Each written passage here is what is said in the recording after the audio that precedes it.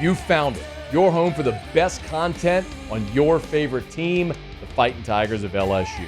Do us a favor, subscribe to the channel, leave your comments below, and be sure to smash that like button.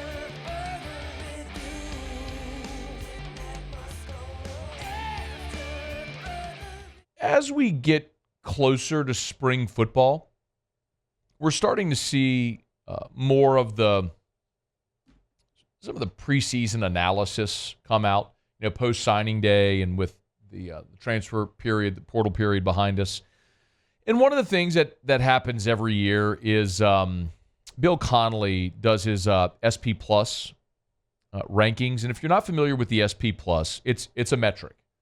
Like I say often, like with Pro Football Focus, it's not the metric, it's just a metric, but it's one that ESPN has put a lot of effort and resource into, and so it's valued. People look at it, and you can sort of compare what this algorithm thinks compared to what humans think.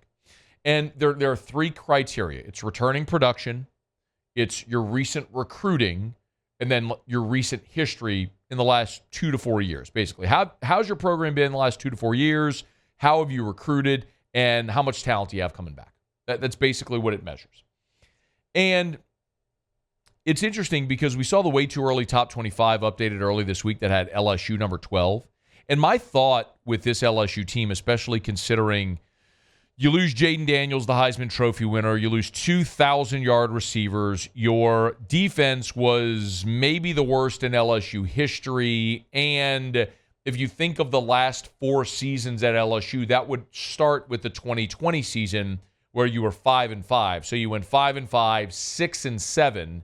Then last year, you went 9-3, lost the SEC championship game, won your bowl game to go 10-4, and then 2022. Then 2023, you went 10-3. So back-to-back 10-win seasons, but that followed 2 years where combined you were a game under 500.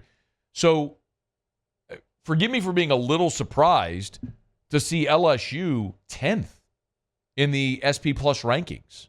Now, these are the initial rankings, and it could alter, it could change and alternate as we get closer to the start of the season. And I would suspect, actually, if anything, LSU's ranking before the season would go up because all they're going to do between now and the start of the season would be potentially add players via the transfer portal at positions of need. Just to run through the top 10 real quick, again, these are the SP Plus rankings.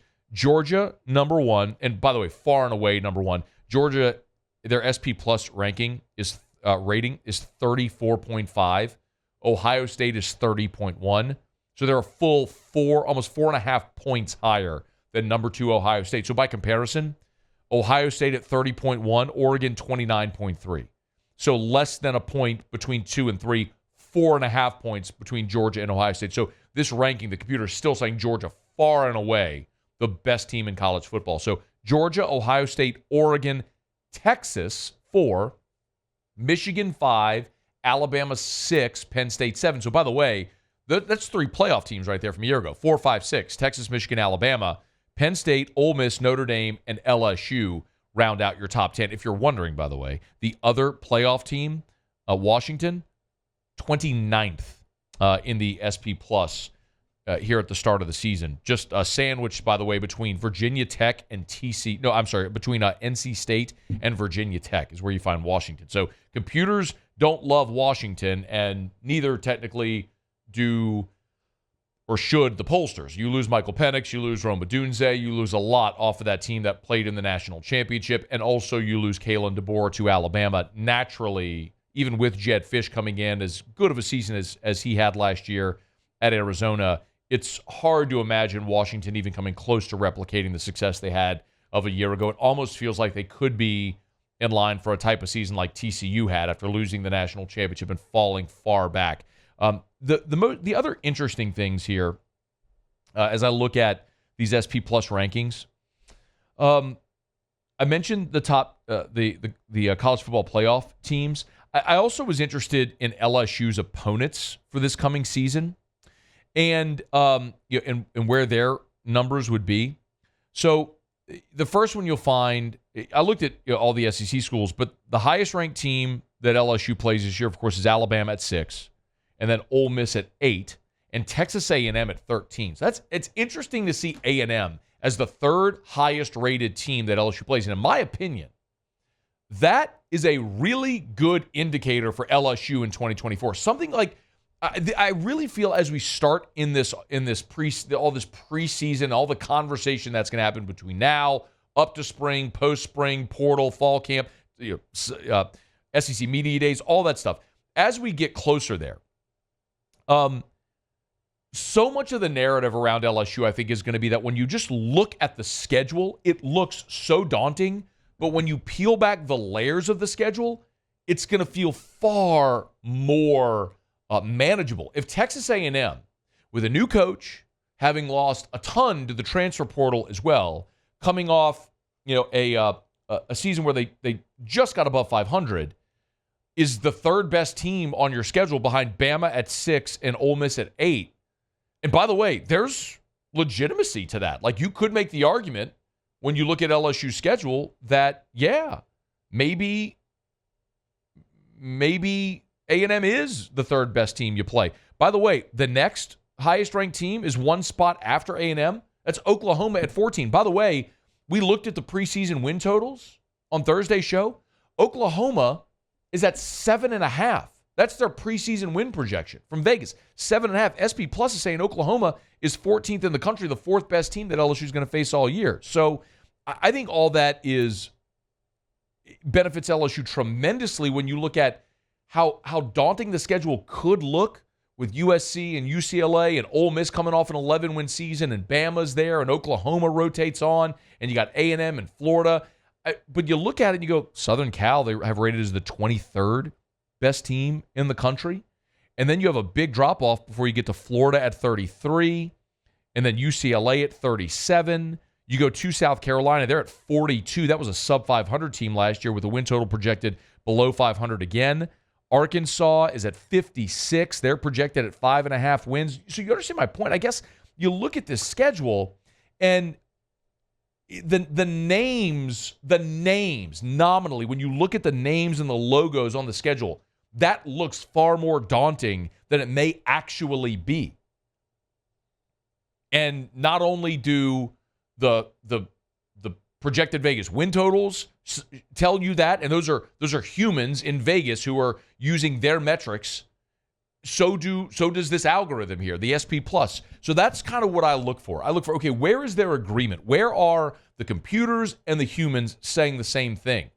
And then also, where is their disagreement between the two, which often could tell you the story. So I don't know. The more I look at LSU's schedule, the more I understand why Vegas puts out their projected win total, and you see LSU at not over under 9.5. And there's a real thought to why LSU at the over makes a lot of sense. And if they get to 10 wins, you're a playoff team. Against the schedule, if you get to 10 wins, you're a playoff team. I want to take it a step further. So we looked at the Vegas win totals from betonline.ag. They've got LSU over under 9.5.